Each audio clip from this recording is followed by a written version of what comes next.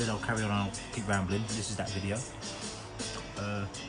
Finished work, got in, watched the Bill Burt podcast. That's, for those of you who are not familiar, that'll be Burt Kreischer, US stand-up comic, hilarious. I think he's touring soon.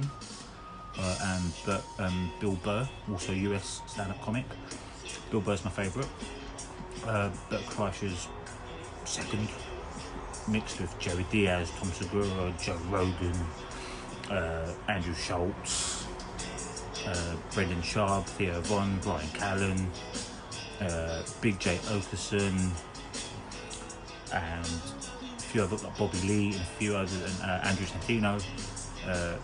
Loving all those guys in that clique of the LA scene and their comedy. I'm really enjoying all their bits and all their stand-up. But Bill Burr's my favourite for the simple fact his mentality is very similar to mine in recent years. So I like to assume I've kind of matured a little bit. For those that know me, probably thinking, shut up, bro, you're talking a load of rubbish. But, I think on certain aspects I have, and I had to because of my line of work, and just talking to the club, BBC UK, and that I kind of got other perspectives, so that I'm not self-involved in scenarios that I'm getting torn with or overthinking or getting wound up by. I can kind of bounce it off the wall and bounce it off of them, and get some like high insight and get some other perspective when like either I'm being a dick or I completely handled it the wrong way, or multiple different topics. I think because how we think of things recently, especially in recent things in social media and the well overdue presence of mental health recently and everything, because I think there's too many people having mental health issues.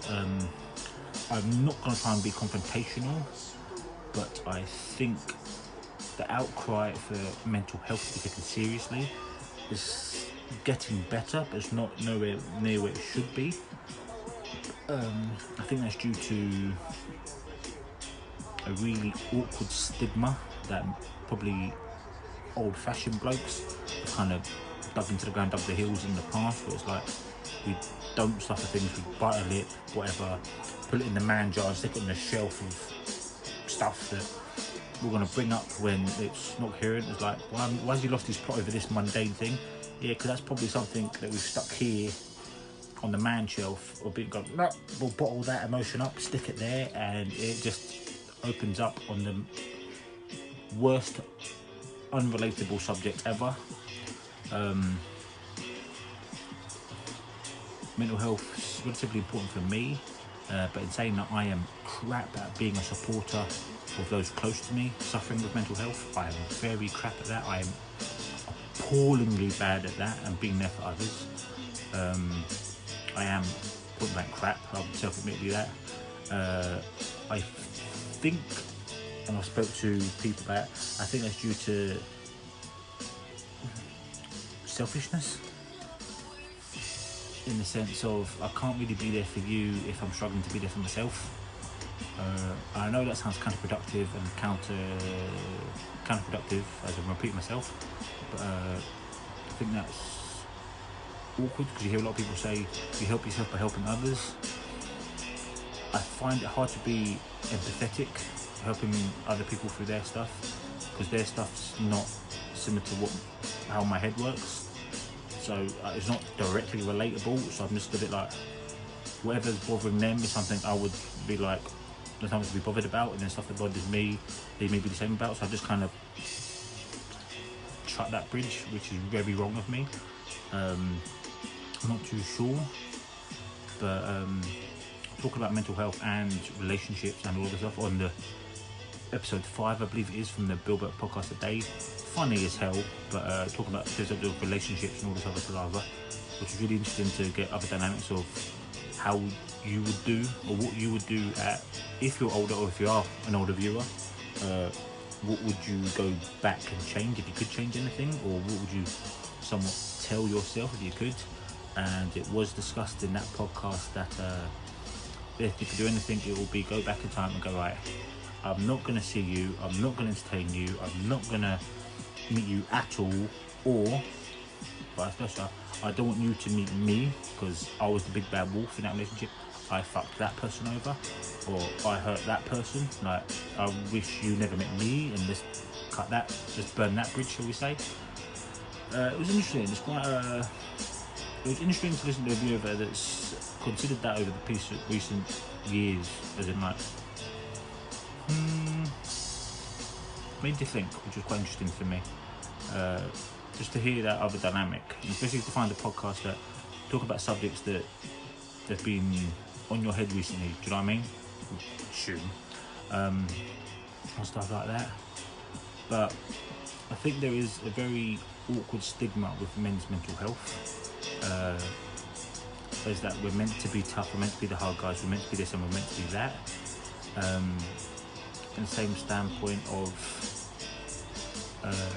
if another bloke or partner or a random stranger who's of the same or opposite sex speaks to a man out of turn,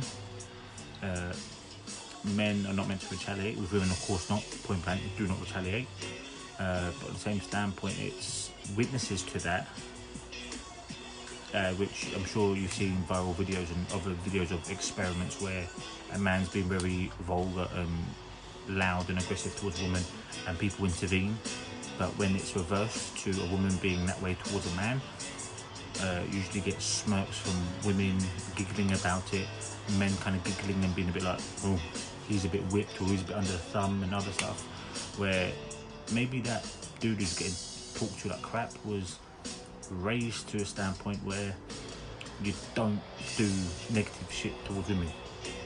You don't raise your voice as such, you don't touch them, you don't hit them, you don't do any of that shit, because you will get your ass kicked. I mean, I've got into trouble for getting out into altercations with men that have hit women. I've got into shit for that. I'm not a fan of it, and if I see it, I will step in and you'll be fighting me as well. Have an altercation with me, should we say, or disagreement. My friends and family can vouch for that. If you think I'm blowing smoke up your ass, I'm not. I'm not, even though I'm smoking a cigar, but I'm still never gone out. And it's a very interesting subject for me, in the point of why is there such a stigma? Is it because, what's the best way to say this? I think about it because I had a discussion with a colleague at work about 8-9 months ago about this, and she brought up a very interesting point. Her fragment point on this was growing up and with certain colleagues or whatever in an environment. How do I say this without it sounding too kind of like Me Too-ish? But for example, like certain close staff members, you might see them go, hi, good morning, give them a hug, or put your hand on their shoulder and say, hi, good morning, how are you, blah, blah, if you're that type of person. But it's very rare to see any woman who's not your other half or a family member, unless it's a very close friend, to go up to a male mate that she's feeling and just put her hand on his shoulder and go, you're right, how's things? There's a very limited approach to women having contact with men in the close format. I don't mean intimacy, and I don't mean anything intimate or affectionate. I don't mean anything like that, but in the sense of like a hug, or like arm around over the shoulder, like how you been, how are things, or just that kind of form of contact. Like when you see a female colleague upset, you kind of, are you alright? And like you kind of corral them as such and put your hand on the shoulder, hand on their arm or something, like, are you okay, what things, you need to talk, what's up? But usually from my understanding, I could be completely wrong here, it's only my opinion, I could be completely wrong here, only from my own experiences, but when there's a dude who's upset, it's not often that you see the same kind of contact involved, in the sense of you're kind of distant, you kind of keep your hands away and you're being like, are you alright? Everything okay? You cool? You don't kind of there's not much physical connection for dudes, for men, boys, men, whoever, whatever phrase you want to say, for any person with the opposite sex, which, going slightly Me Too-ish, women to an extent, willingly and very unfortunately unwillingly gets a lot of male attention and passive male contact, whether it's a hug, whether it's hand on the shoulders, whether it's whatever it could be. Pray to God all the good things, and friendly things that are nothing too mank and fucking wrong, do you know what I mean? But if you flip it another way, that, for example, any female viewer, if you're at work, you're at the pub, you're at the bar, you're at the whatever, how many times does you see a male friend or male associate, whatever, and they kind of, hey, morning, hug, touch of the shoulder, whatever, or like, excuse me, as they're walking past you, and like, they touch your shoulders, or whatever scenario may be, and you kind of got that male contact. But flip the script, very rarely, in my opinion, and from what I've experienced, it's not the same. You don't really get that kind of interaction.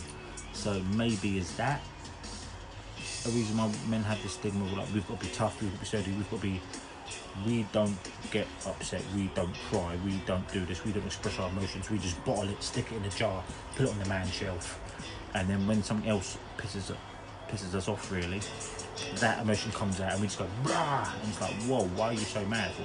Well, I've bottled this thing that happened a year ago and now it's all coming out now. It's a tough one. It's an absolute tough one. And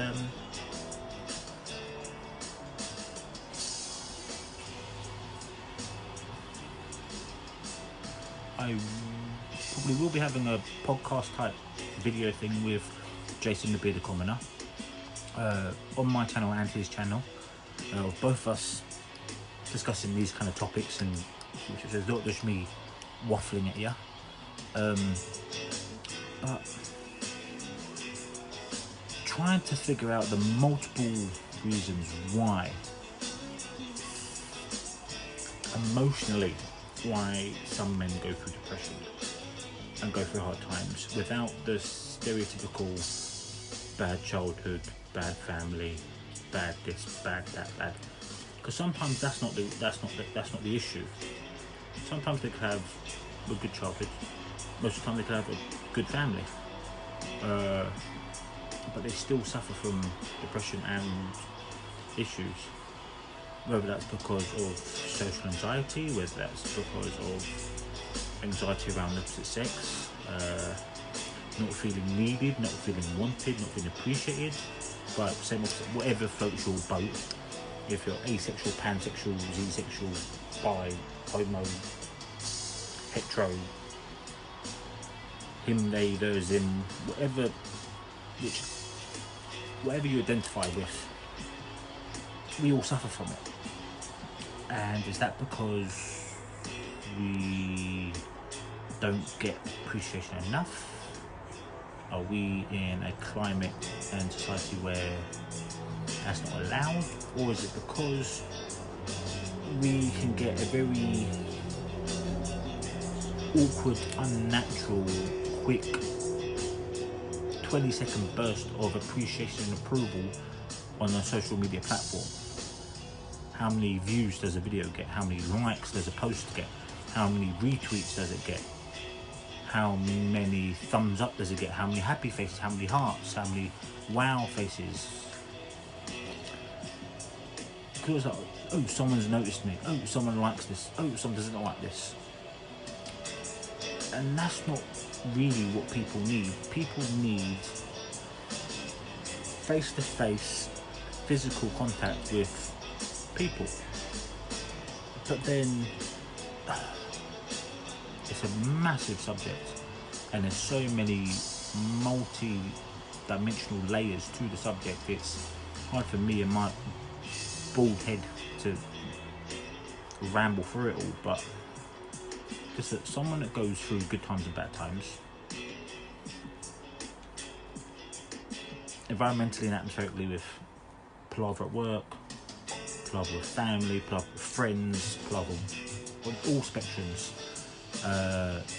But then you get palaver up here, and then I think, I assume for people, it's not when you're at work, it's not when you're at home, it's that 45-minute twilight between laying down in bed, looking for something to watch on your TV or look at your Kindle or whatever, your tablet or whatever, and trying to find something to drift off to, and you get like a 45-minute twilight of your brain just going,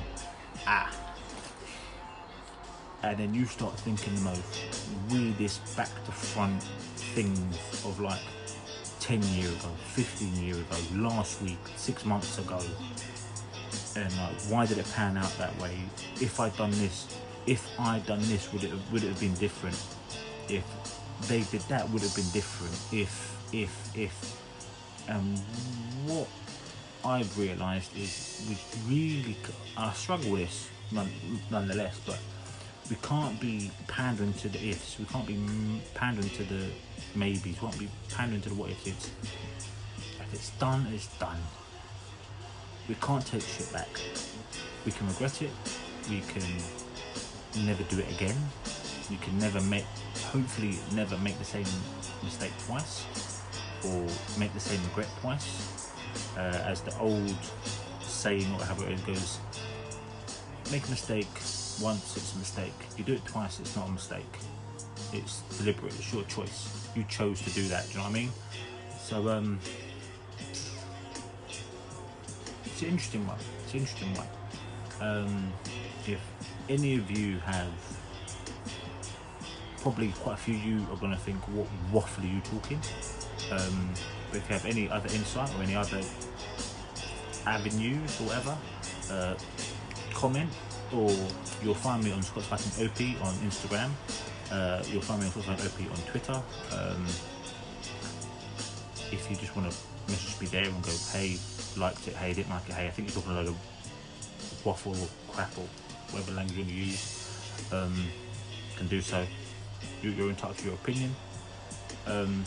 But mental health as a whole,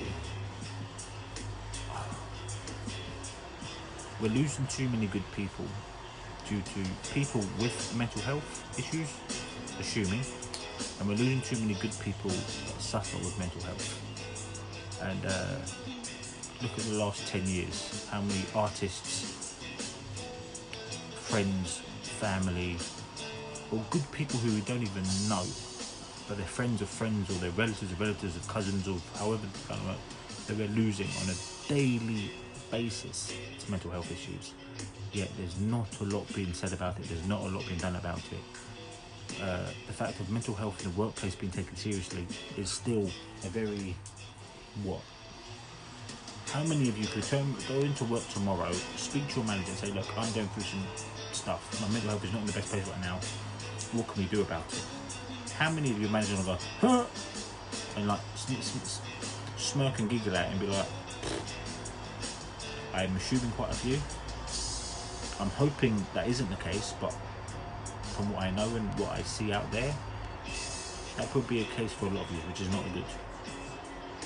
For some of you, I hope that's not the case, and it's managers take your mental health seriously and they're willing to adjust hours or adjust work patterns to accommodate, try and help. I hope that's the case, but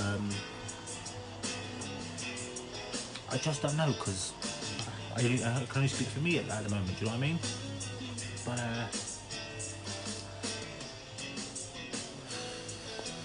I hope it gets taken more seriously for men, women, the lot, for all of us. I hope mental health gets taken more seriously, because it's doing a lot of damage to friends, family, people we care about, people we don't care about. So I only found out the other day that a very good friend of mine, who I haven't spoken to in years, they're suffering with mental health issues, and they're on medication for it, which I didn't know about. Obviously, I've been speaking to them for years. And that's one person I did not expect to be suffering, like a lot of us are. But it just shows that we can't assume, oh, that person's got it together, that person's always happy, that person's always cheerful, they're fine. Not the case. If any of you have got me on Instagram, you'll see that I done a post earlier today, because today's Wednesday, the 19th, as this is being recorded. I done a post along the lines of people from, posted like along the lines of, in the darkness, people that have been broken or in the darkness, they appreciate the things that shine. And I had a little tangent on that regarding,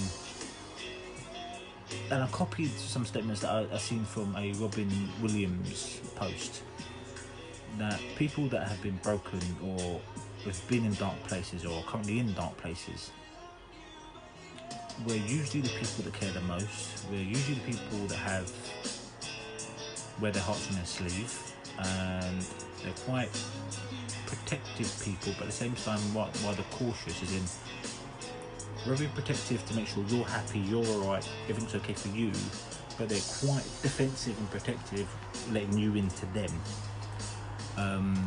From my experiences, and whether that's due to,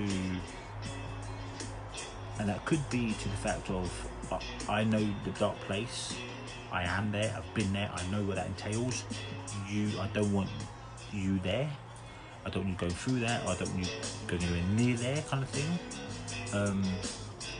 Or it's a general fear for some people to let someone close, let someone get that close to them, because there is a psychological fear in the back of our heads. I've got it, to be honest, where if I let someone get that close, they're gonna look inside and be like, nah, and bolt.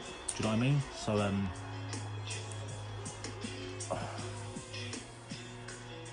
the post I've done is just for everyone to realise, and I can bang on this door all day long, and I don't think it's ever going to fall down. Hopefully it does one day, but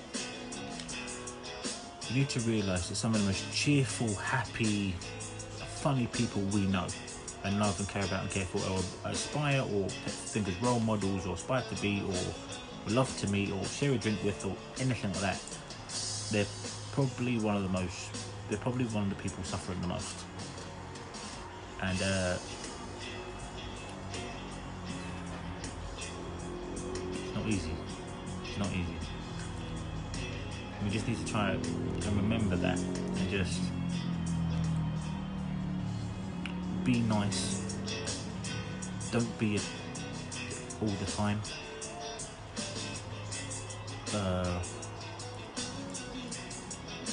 Because fair enough, we all have bad days. You might be having a terrible day and have some terrible news, but Joe Bloggs next to you might be on the edge, and you being to that person who's on the edge might be the reason that you don't see them at work or don't see them about anymore, because we just don't know.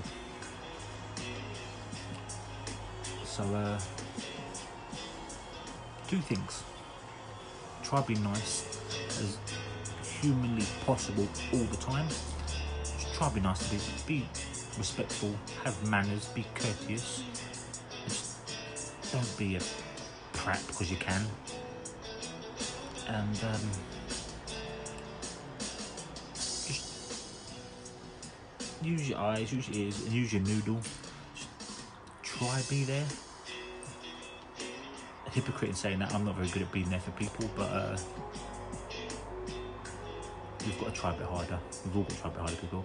Anyway, I'm gonna get off this rambling, depressing note, and I'll probably do a little video tomorrow, because it'll be 3 days to York, and I'll be travelling to meet Jason Taylor with one of my best mates, Ricky, and